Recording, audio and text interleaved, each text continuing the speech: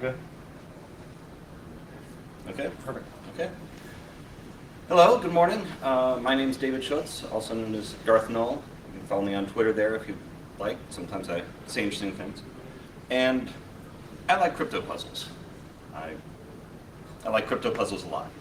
I've competed in about 20 contests since 2009, about a half dozen other puzzles that I've sort of played on the side that were like previews of puzzles for different cons, things like that.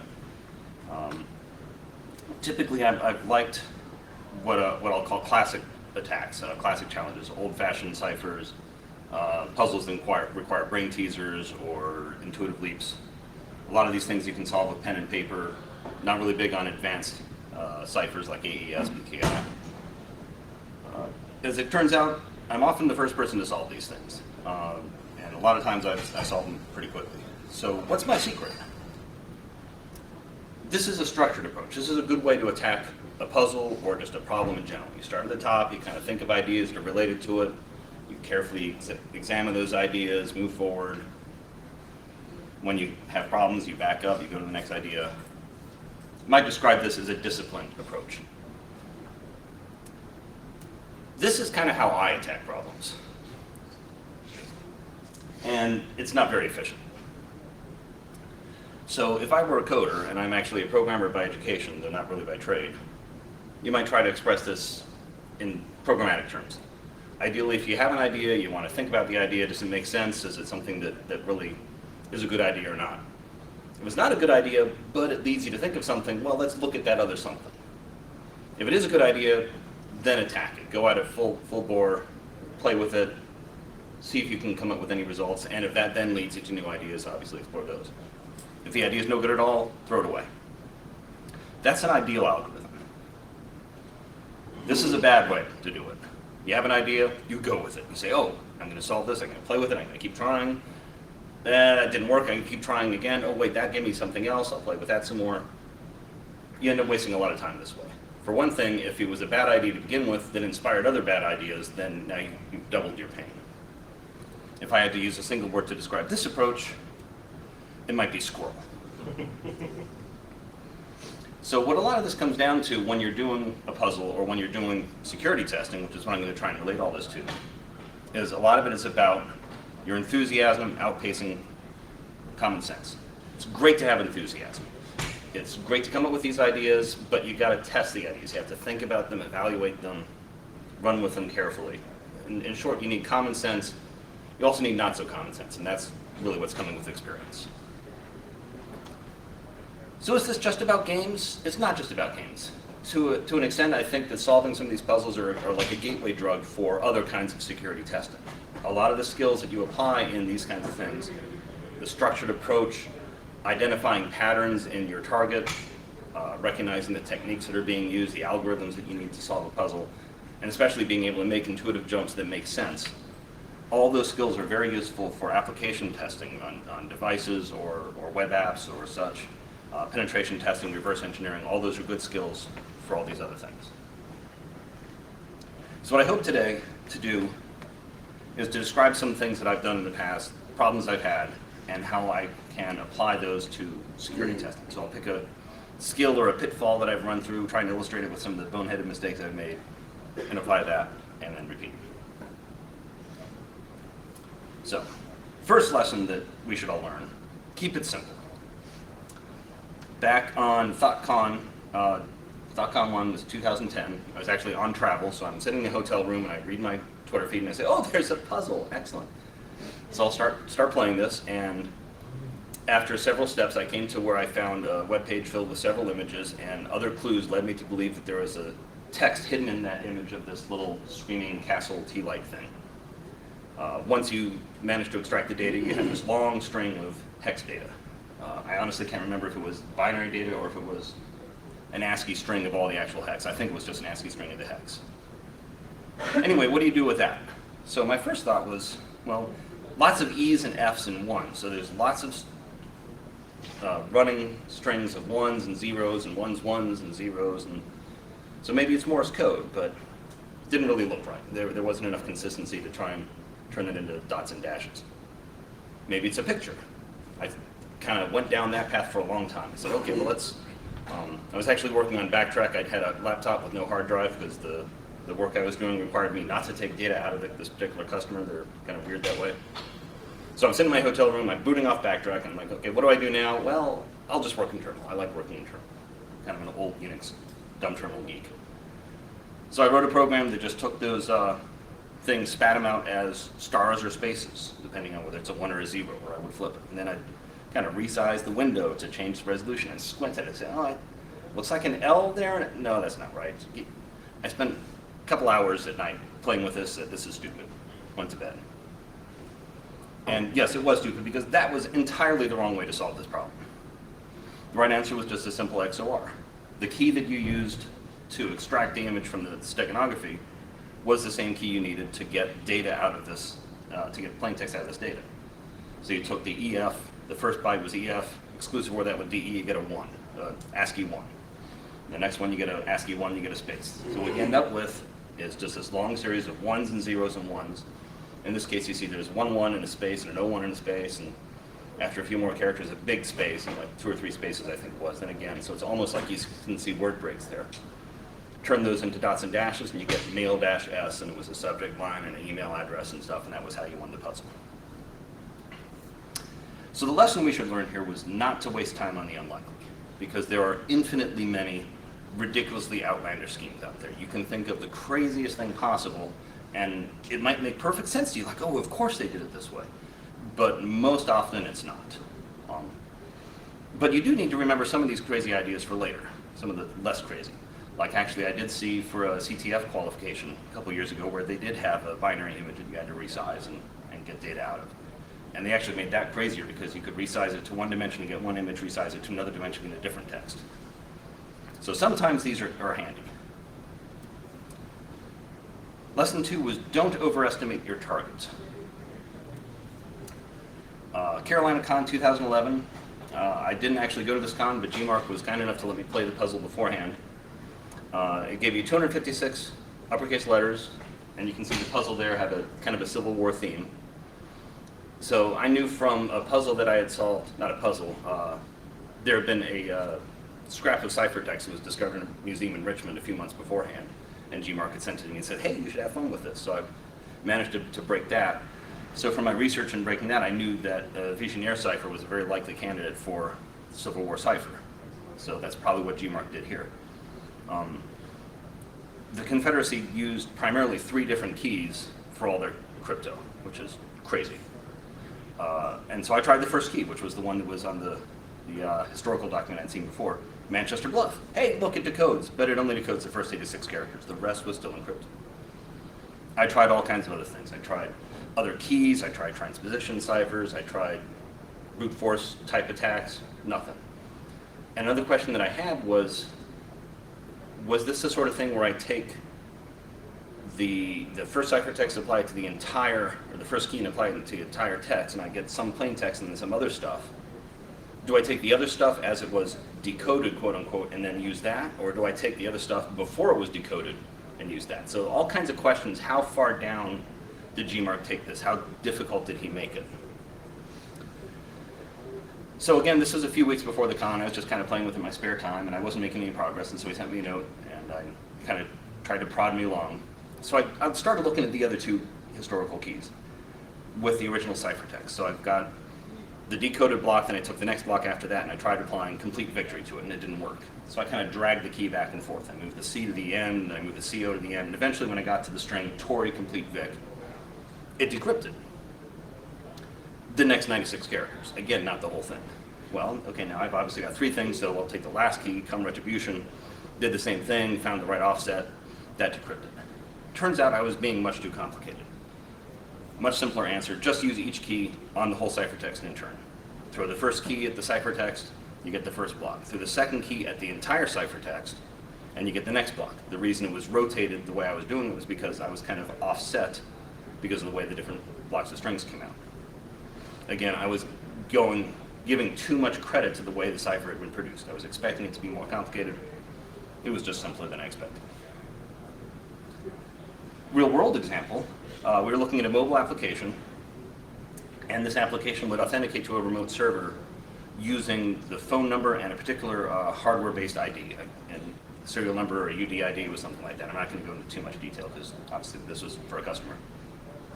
Once you connected, you could list the items for sale on this particular vendor. You could purchase things, you could download them, etc. So we're wondering, can we get stuff for free? So we wrote a Python script that would kind of mimic everything, send off packets, replay things, etc. But we knew it would be difficult to do in real life because you'd still have to get this hardware-based ID off of whoever you're trying to get to buy your stuff for you. Turns out we didn't need that thing. If you sent it without the device ID, it worked just fine. All you needed was the phone number of whoever you wanted to charge this thing to. So if you wanted to buy something from this vendor and charge it to the Underhills, you could do that. So what did we learn? Again, the lesson here is don't overestimate what your target is doing. Don't assume that they've fixed the obvious flaws. Don't assume that they've taken the most technically correct approach to the problem, because sometimes they will, a lot of times they won't. No. We also need to consider the implications of what you're thinking of. When you have an idea, not just evaluate how you're evaluating whether or not it's good or bad, you have to think about what things your idea imply. Verizon has their data breach investigations report. They put it out every year. It's been put out for this last year was the 8th year they've sent it out. And for the last 4 years they've had a puzzle. And I kind of skipped the first year, or I got beat badly by the second, skipped the third year, and this year I said, okay, I'm gonna play this one to win. And I just ran nonstop for like a whole weekend. Like many other puzzles, there are multiple stages in it. Early on in the puzzle, you got a big block of base 64 text. You kind of decoded that to a long poem. That was a complete red herring. Later on, you got directed via Pinterest to a site called, I think it was I Have ASCII or I Love ASCII or something like that. It was filled with ASCII art, and one thing was this image. It used to have a little bow on top as well, but I'd cut that off. So I look at that and I think, oh, I know exactly what that is. That's another base 64 string. And if you remove all the stars that were in there, because they're not valid base 64, you can base 64 decode the result and you get a big block of completely random binary data. Fantastic. This is probably the ciphertext. The last prior 2 years, they had done something very similar where you got a base 64 code, decrypted it, it was binary, and then you used OpenSSL to try and decrypt it. This has got to be it, right? Wrong. It was not.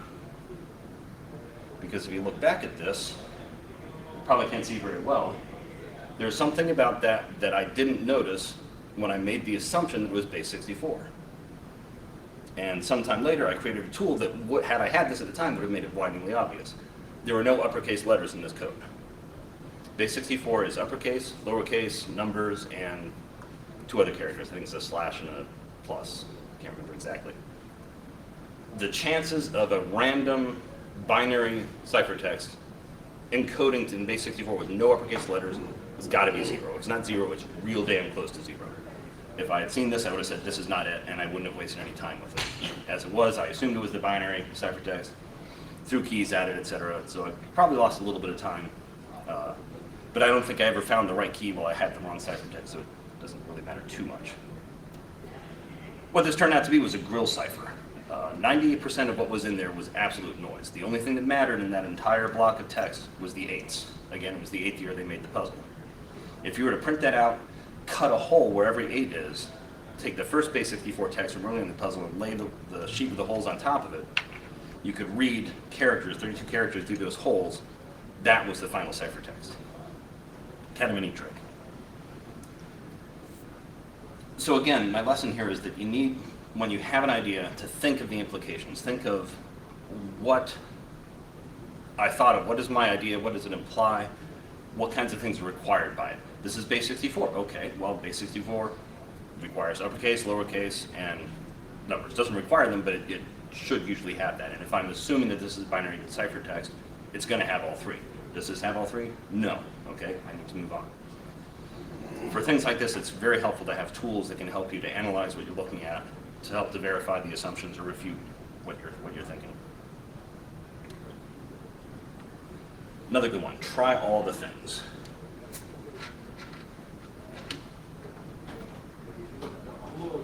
At B-Sides Phoenix, again, I was lucky enough to be able to play this one from home. Sitting at home, saw a tweet come through, a picture of a badge. Hey, look, there's a puzzle. The ciphertext was right there on the badge. If you look all the way around it, there's a string of hex digits. It starts with, what did I say, OE, 07, etc. So I assumed it was going to be an exclusive OR puzzle. But what was the key? A nice thing about exclusive OR puzzles is the way that it works is if you take the cipher and exclusive OR it with a key, you get a plain text. Conversely, if you take the ciphertext and XOR it with a plain text, you'll start to get the key out. So you can recover the key by cribbing, they call it cribbing, known text against the ciphertext. So if you know that it starts with www, you try ciphertext, exclusive OR www, and if you get an English-looking word or something that makes sense, you've probably got the key, and then you can build from there and decode the whole string. This, in this case, I said it was about 40 hex digits, so it's 20 pairs, so it's probably URL. It's a very short string. So what did I do? I said, okay, this is going to be easy. I can do this. I cribbed triple W. I cribbed bit.ly, t.co, besides Phoenix. The word snow was on the badge, so I tried that. Didn't get anywhere. So eventually I'm like, well, I got to take a break. Made lunch. Sitting there at the lunch table with the kids. I got the computer on. And as I'm going through the website looking for ideas, I see a big crate stenciled with F Snow on the side. Because it was besides Phoenix, and apparently they must have had a bad time at ShmooCon or something like that, because I guess they don't like snow. And of course, while I'm looking at this, I'm thinking, God, I hope the kids don't see this, because I don't want to have to explain what F Snow means to the kids. But anyway, it turns out that was the key. There was snow on the badge. I didn't try F Snow. Why didn't I find the key? It's a very obvious, simple, plain English. The reason I didn't find the key is I didn't crib HTTP. I tried triple W, I tried bit.ly, I didn't start with HTTP. So the obvious lesson is be comprehensive. If you're going to try something, try everything. And most importantly is if you're going to try lots and lots of things, it helps immensely to have a good tool to repeat those things. So that if subsequent tests are very, very light, very simple, don't have a big cost, try them all. Build up a big list of cribs or build up a big list of passwords or whatever. Try everything. Every time you find something new, you add it to the list. Next time you go through, you try those again. Let me expand on that, though, about tools. Make sure they're good tools. I mentioned the 2010 DBIR puzzle. Again, it was an OpenSSL cipher, but we don't know which one. They just said it was OpenSSL.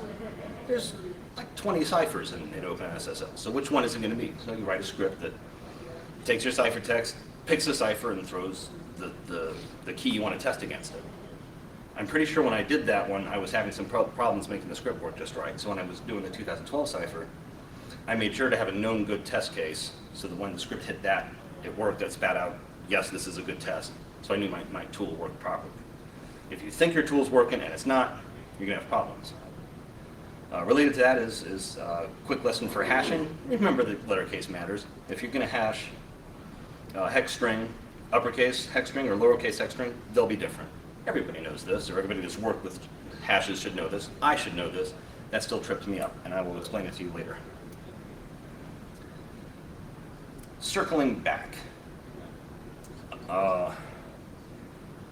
Half Acre Brewing Company in Chicago put out a beer this past spring, I think it was, called Cypher Beer. And I think it was Nicholas Prococo, one of the ThoughtCon people, built a label for it that had a code encoded in it. And I never managed to get a hold of the beer, but somebody sent me a copy of the label. So I'm playing with this, and I'm looking at it, and there's all kinds of crazy things in it. There's little funny diagonal lines. I looked at the path that the letters follow when you spell out words. Every H has a yellow background. All kinds of crazy things. What I ended up focusing on, though, was there's a couple of blocks there you can see on the left and on the right that just have a whole bunch of rainbow sort of colors in them. Turns out there are 8 blocks across, 8 blocks down. 8 bits by 8 bytes. Hey, that's terrific. But how do you read them? Because they also did some things to make it look visually interesting, where the colors kind of alternate and stuff like that. So after some assumptions, I ended up with this hex string. The first 8 bytes start with 5, and the last 8 bytes start with 4, which is interesting. They're all ASCII, but it's the distribution seems wrong. So I started playing with that. I tried all kinds of things. I tried exclusive ORing the left numbers against the right numbers, matching up colors. Instead of reading the words across, I read sort of 2 by 2 blocks at a time. Nothing. Set it aside for a while, and then, again, my nemesis Gmark suggested some ideas, and when he sent me the email, instead of writing the string out in hex, like I'd been working on for so long, he just sent it as ASCII letters. And I looked at that and I said, you know, I'm pretty sure I tried Caesar cipher against that text, but I'll try it again just to be sure. Turns out, pork roll egg cheese. It was the H was the Caesar shift. You undid the H and you got the string out, and that was the correct answer. I know I tried it. I must have missed it. I didn't even have it in my notes. There was nothing that even said I had tried that, but I knew I must have. So if I had circled back to the beginning, I might have been able to find that. A quick real-world example of remembering to go back to the beginning every now and then. I've done a lot of work on how iOS mobile device management works, reverse engineering the protocol, understanding ins and outs. And when I was doing all that, I looked at it and found you have to set up a profile to send to the device to enroll it in the MDM service. And there's a little checkbox in there that said sign messages. And I said, okay, well, I have to figure out how this works. I'll check the box, enroll the device. Since I didn't know how it worked, my server didn't sign any data. Turns out the device didn't care. It worked just fine, even if I didn't sign anything. I thought that was weird, but I forgot about it. I just moved on. It wasn't really necessary to understanding what I wanted to learn, but I just moved on. So about 8 months later, I was thinking about things, other kinds of attacks you could do through MDM. And I was thinking it would be really interesting if you could forge responses from a device. So you could maybe have your BYOD corporate managed phone and have the MDM messages go to your server rather than to the phone, and the server would say, well, yes, I'm compliant. Well, yes, I don't have any bad applications on here, or I've got your password policy.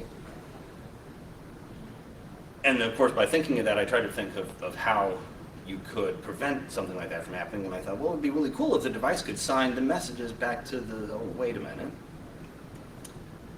So here's how a device's response looks like when it talks to the server.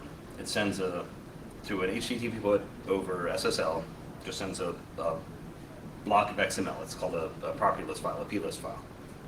That's all it sends. Nothing in there. That's all I've been staring at was plists going back and forth between the server and the client. What I never looked at was the headers on the HTTP connection. And right there at the top of the headers was this great big block, MDM signature. And that's a detached DER signature on that entire block back here. So this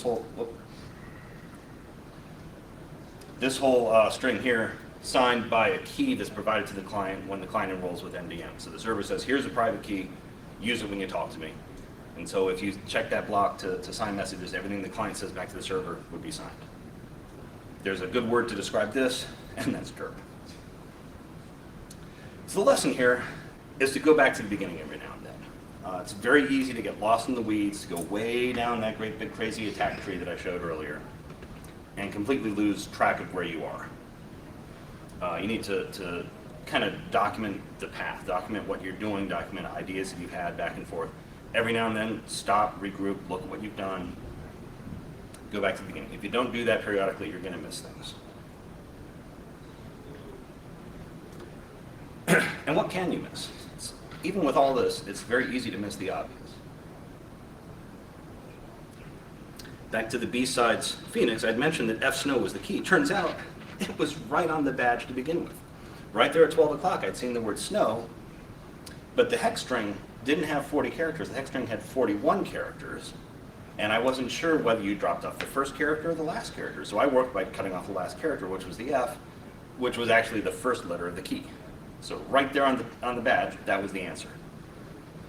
Also in the DBIR puzzle, again, they had a Pinterest site that you kind of went through for one of the stages, and most of the pictures didn't have any captions on it. This bumper sticker from Big Lebowski had a caption, Market Do, and Market Do was the key, hidden right in plain sight.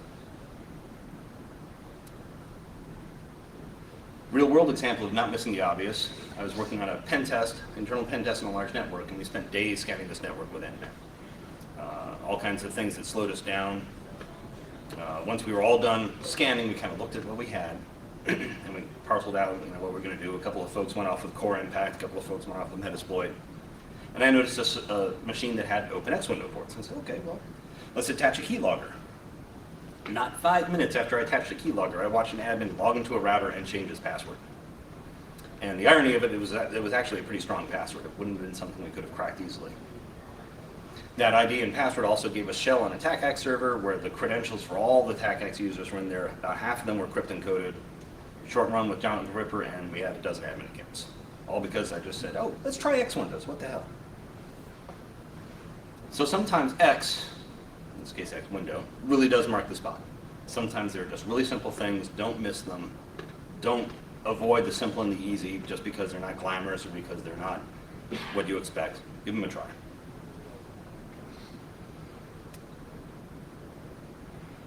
Corollary to that, though, is don't miss the non-obvious. A lot of times there are subtle things that you might not catch right away. For example, this year, CarolinaCon, Gmark had done part of a puzzle at ThoughtCon, and then he did the whole puzzle at CarolinaCon. The first half, the Carolina, was actually very similar to the ThoughtCon puzzle, so I blew through that quickly. The second part of Gmark's puzzle at Carolina was all hex, which is very unusual for him. He likes, just as I was saying, the pencil and paper ciphers, the old-fashioned stuff. So seeing something that was all in binary was very strange. But I tried all the usual attacks. I tried cribbing with exclusive OR. I tried simple XORs just with a number or something like that, like 12. I did notice a few interesting things. Almost every byte in the message had the high bit set. And there were only, for the first nibble, the first character of each hex pair, only 11 different values for that. There was no 01, 2, 3, or B. And there were no C's or F's for the last character. It doesn't necessarily mean anything. I mean, it's a small cipher text. It was probably a couple hundred characters. But it was still odd. I mean, it really told me that there wasn't a lot of entropy here. It was a strange cipher, whatever it was that he picked. So I'm thinking that doesn't make sense. I must have to do something else to this before I try to decode it. So I tried reformatting and looking at 6 bits at a time, base 64. I tried all kinds of crazy things. Didn't get anywhere. Finally, I just said, okay, let's just treat this as a substitution cipher and attack it. About 2/3 of the way through doing that, as it's starting to show me a message, I see a string, main thing to reframe equals mainframe. And I thought back to the first half of the puzzle, which had hints like, you might find yourself feeling a little blue. You need to reframe your approach. You need to think big.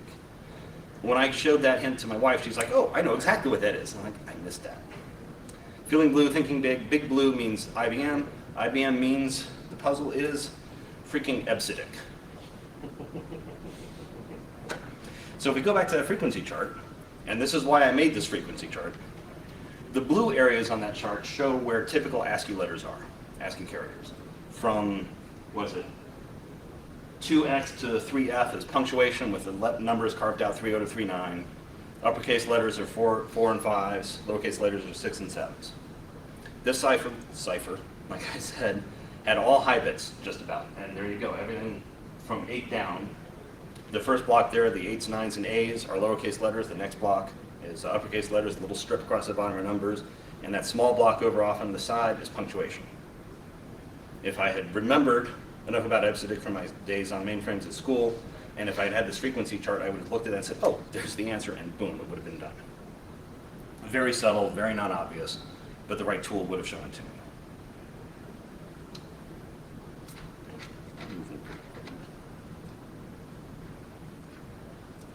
Another example of a subtle solution was the UDID data breach. Some of you may remember a few weeks ago this file that Anonymous posted to Pastebin that they purportedly got from an FBI server filled with 1,000,001 records of iOS data. I started looking at that, and people started finding some interesting things. Like Jack Daniel pretty early on said that there are more iPads than iPhones, which seems strange. So I'm looking a little bit more closely, and I discovered that there's a whole bunch of duplicate UDIDs, duplicate device IDs, only 985,000 unique devices in there. Some of the devices showed up 6, 7, 10, 11 times, which seemed really odd. So I'm wondering, why duplicates? Why so many? So I started looking more closely. I looked at the device that was repeated 11 times. It had the same name every time. Didn't show me anything interesting. The device that was repeated 10 times had different names almost every time. BT, iPad, Wi-Fi, Bluetooth support, CSR, customer service, developer, Hutchicken. So that's interesting. So I checked the next one that repeated 10 times. I checked the one that repeated 8 times, etc. Nothing much. Got to a device repeated 7 times, and I found CSR again. Client iPad BT, so now I've connected that back to the first one, both BT and Jessica Slanian. So I looked up Bluetooth online. Jessica Slanian is their marketing head. Hutchicken is their CIO, so now I've definitely connected these two devices together. And they make applications for iOS. So I sent off an email saying, hey, this is looking odd. Didn't hear anything.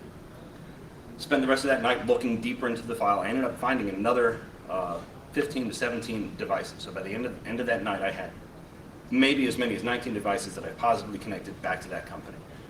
Two of them I'm kind of vague on because they had common names and I only showed up once. So I sent them another email saying, hey, I really think this is you. A few days later, they confirmed it. Yes, it was us. So the trick there, again, is look for patterns everywhere. This is a very simple way to solve this. Everybody else, including myself, was trying to get lists of applications from people to look for commonalities across the applications. A very technical approach, but turned out a very simple, just looking at the data set approach did it. A very rich data set and 1 million records can be fairly rich, especially since you've got human entered text there, can really give you some good inferences. Visualization tools to look at your data can be really helpful to find those subtle patterns like I was showing for EBCDIC. But also simple data manipulation tools. Everything that I did to find the UDID, I did just as a command line. Because again, I kind of learned Unix on a dumb terminal. Did sort, cut, unique, found things, patterns, counted, stuff like that. Just right there on the command line.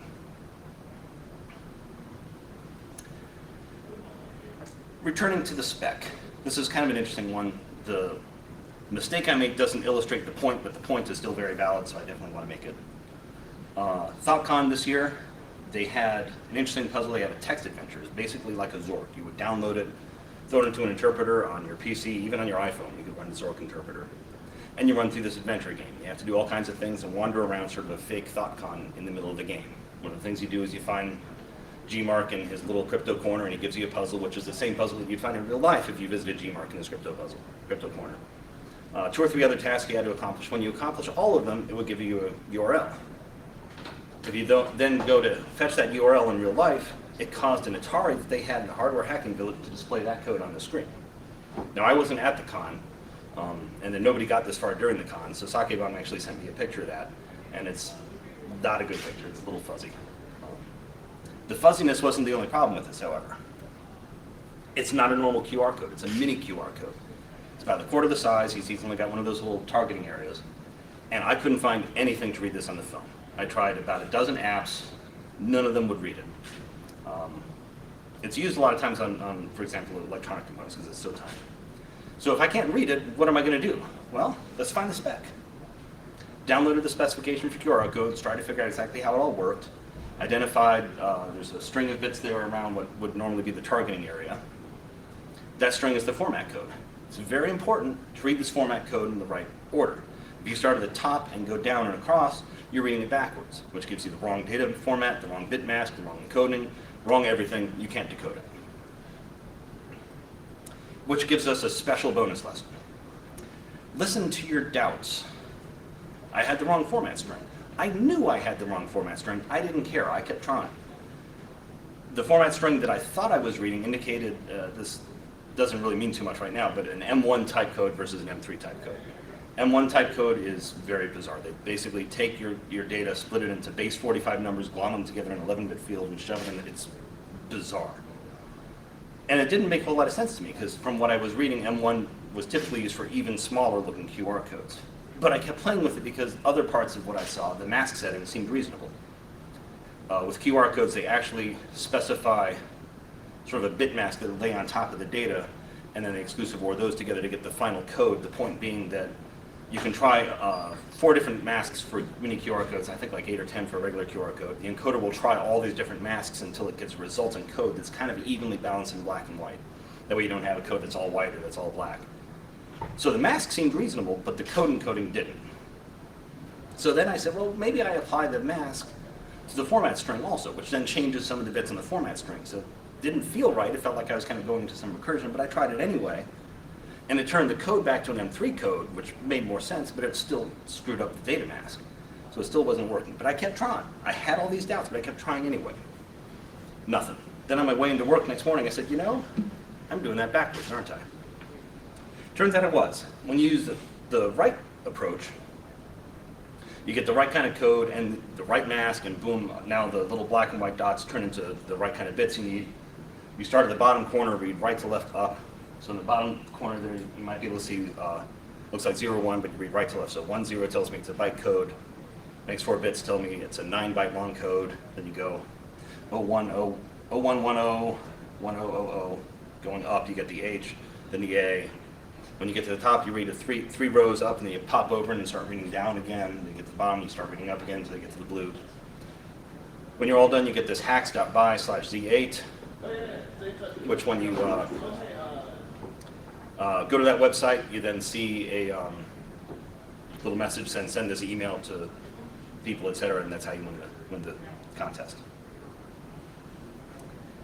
Real world example of this is we were looking at a mobile client authenticating with a server and trying to understand just how it's sending data back and forth. At one point we see a hash and a nonce and a timestamp being sent up for the authentication part. So what kind of hash was it? We had to figure that out. Some of the other information around that hash led us to understand that it was a web services security spec from Oasis, which basically was a SHA hash of the nonce appended to the timestamp appended to the SHA of the password expressed as hex in uppercase. There's where that not remembering to uppercase my hash bit me, because I wrote a tool to do all this and I couldn't make a match, and it was a couple hours before I realized, oh yeah, I'm not uppercasing the hash. That's stupid. So anyway, that's how that worked. So the client is providing the nonce, it's providing the timestamp, it's providing the overall hash. In order for the server to then validate that this is a valid hash, it's got to have the missing part, which is the SHA-1 of the password, which means they've got a database of passwords stored in SHA-1 format. And this was just a couple of weeks after the big LinkedIn data breach, which was a huge list of passwords all in SHA-1 format. So we were concerned with this and mentioned it to the customer and recommended that they move to the next version of the spec, where instead of using SHA-1, they used, I think it's a SHA-512, iterated 10,000 times, very long, very slow, much more difficult to try and brute force. As it turns out, the Android app that we were testing at the same time already did that under certain circumstances, and it was on their roadmap to upgrade the iOS soon. So it turns out they were already on top of it, which was good. So the lesson here was to be prepared to go back to the spec. Be prepared to roll your own code sometimes. You might have to do it in Python, you might have to do it on a spreadsheet, graph paper, whatever it takes. There's still going to be lots of times when you have to do things manually, very carefully, bit by bit, to understand what it is you're looking at, to solve the puzzle or test the app. And if you're going to do this, read the spec a lot. They're confusing, they're arcane, they use strange language, they're never as clear as you hope them to be. And if you're implementing it incorrectly, you're going to waste time. So should all of this be common sense? That was one comment I've had from people, is that this is all common sense. This is stuff people should always know. That's true. But when you're working on a puzzle, when you're working on a test, when you find something interesting and you're trying to break into something or decrypt some data from an application, you get enthusiastic, you get excited, and common sense can just go out the window. Remember that working fast is not the same as working efficiently. And you've got to, so all these lessons and other lessons, certainly this isn't everything you need to know to test well. You got to remember all these and plan for breaks. Document everything you do, go back to the beginning, evaluate how you're working it. Bottom line is, don't throw away the function that I showed in that pseudocode at the beginning. Don't throw away your little evaluation step to see whether or not you're making sense as you work. So refresh everything. We had keep it simple, don't go for the crazy ideas. Sometimes the crazy ideas will be there, but most often not, because people are lazy. Somebody's not going to make the most complicated possible approach to a puzzle or the most complicated approach to a technical problem. Related to that is, don't overestimate your target. They're not always going to do it right either. So sometimes you just assume, if you assume they're doing the logical thing, even that isn't necessarily a good idea. When you have an idea, make sure that it makes sense, logically, physically, technically. Make sure that there's not requirements related to that idea that just don't work out. Try all the things. Circle back to the beginning every now and then. Try the obvious. Don't miss the obvious. Look for things that are obvious. Step back a little bit and say, hey, maybe this is such and such. But also look for subtle things. Use analysis tools, use visualization tools to try and find things that might not be as obvious, that are more subtle, that might still lead you to a solution by a roundabout path. Be prepared to go back to first principles, to go back to a specification and build things yourself. And above all, listen to your doubts. As you gain experience, as you do more of this stuff, as you test more, those doubts will become more and more important. You may not know where they're coming from, but the fact that you're thinking that tells you that something in your experience, maybe I'm not quite on the right path. Think about that, try and figure out what it is why you're doubting it. Maybe your doubt is unfounded, you need to keep on anyway. But you need to at least look at that. The end goal of all this is to go from being a squirrel tester to a discipline tester. And the more discipline you can apply to this, the faster you can get your work done. And maybe, just maybe, if you do all this very well for a long time, You can even be an InfoSec rockstar. So that's it. Any questions? All right. Oh, yes. Anything stump you recently? Let's see. The Fidelis Security had a puzzle last year at Black Hat that I missed a very obvious simple thing on. And then they had another puzzle this year that had a very similar thing. Last year's they did something where they spat out just the ciphertext is a whole bunch of Unicode characters. Very strange looking, crazy things.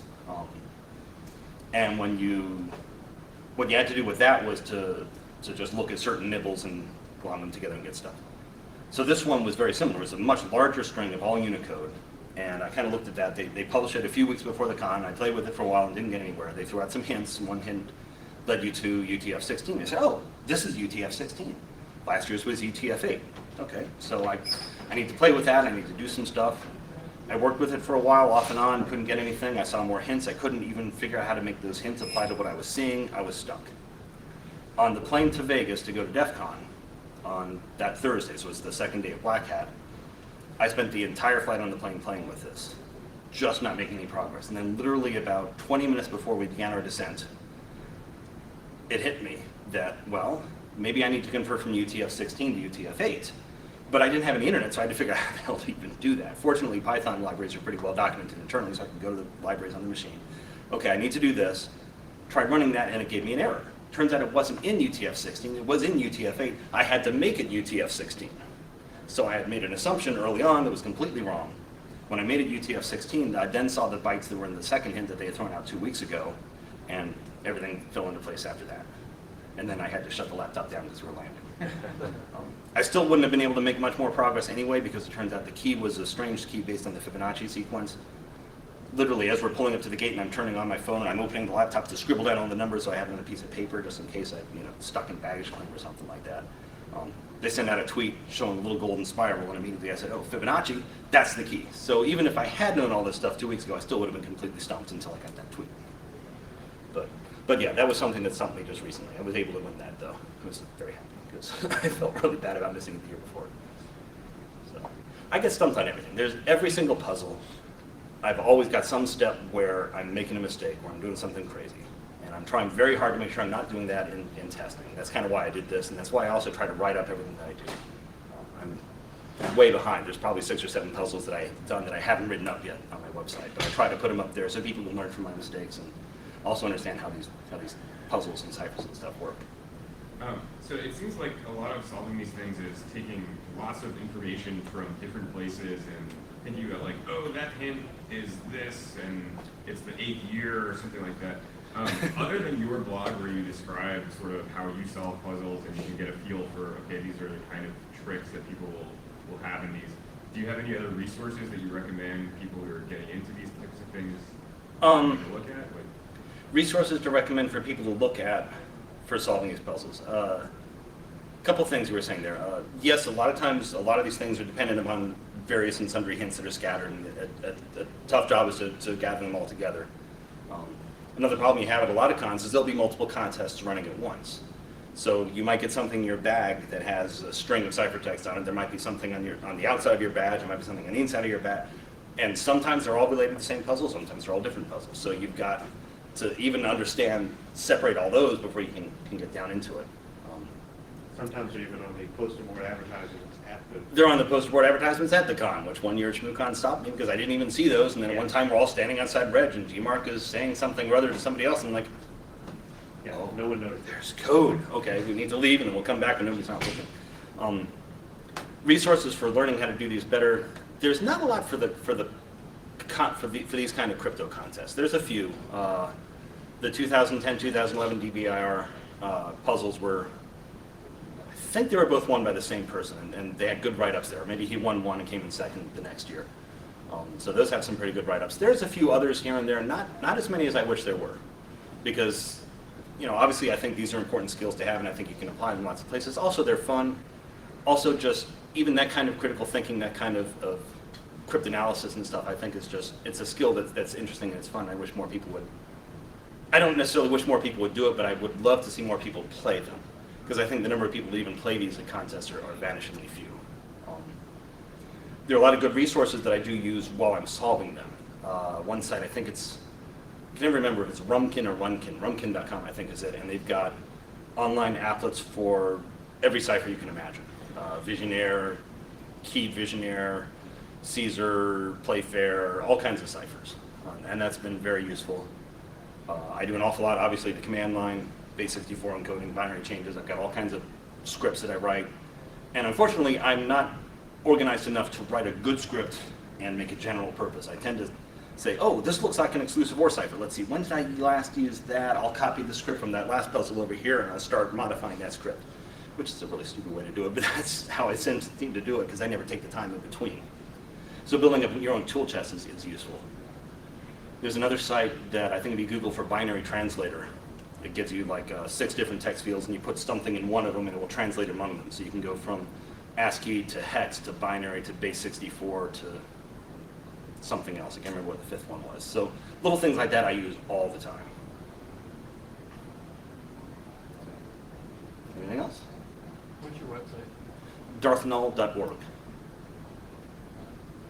Then you can also look at intrepidusgroup.com. I've got a few things there, but not so much on the puzzle side, more on the technical work-related side. But my regular blog is mostly about the puzzles. All right, thank you very much. Before you turn that off, I Yes. understand there's a slide about when I'm not usually on TV. You didn't explain that, but that slide was. Yeah. So I want to get a shot of you with that in the background. Yeah. You have to. Yeah, just stand there. I'll be over Stand here. All right. Yeah. Oh, sorry. Can't slip.